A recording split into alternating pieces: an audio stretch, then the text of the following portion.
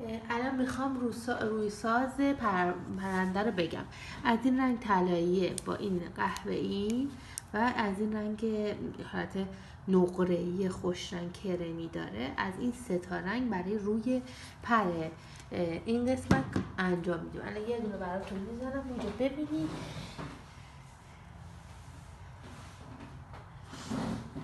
الان پر این قسمت رو میخوام بزنم.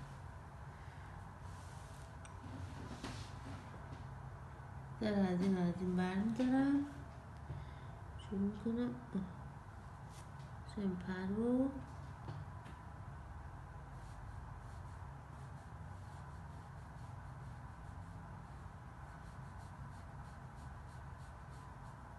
رو کامل میذارم، ادامهش رو فقط با پرداز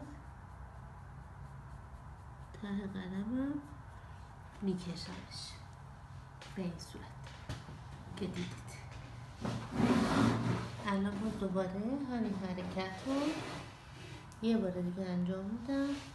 دقیقا حرکت ضرب قلم، یکم نقره‌ای و طلایی، چاشنیش یکم قهوه‌ای، قشنگ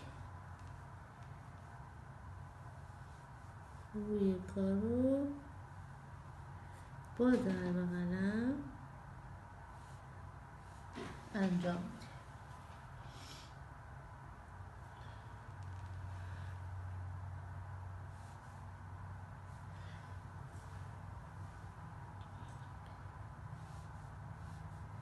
ادامه کار یا حالا با آب یا با همین ضرب قلمی که داریم ادامه میدیم.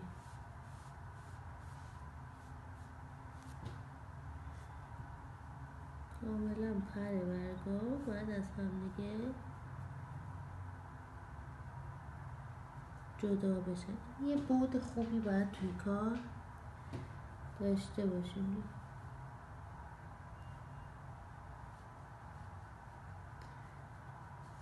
قسمت هایی که سایه قسمت هایی که باید کار بشینه باشه و پر باشه پر میزنیم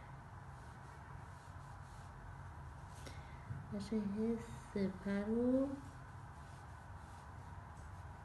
بگیره. میتونیم یکم هم از آب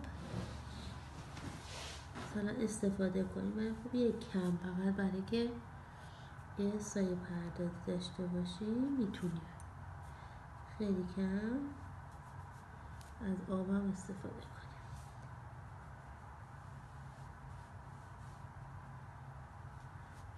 دوباره بعدی سه تا رنگ طلایی و نقره‌ای و نقره کرمیه، نقره تمام سی نقره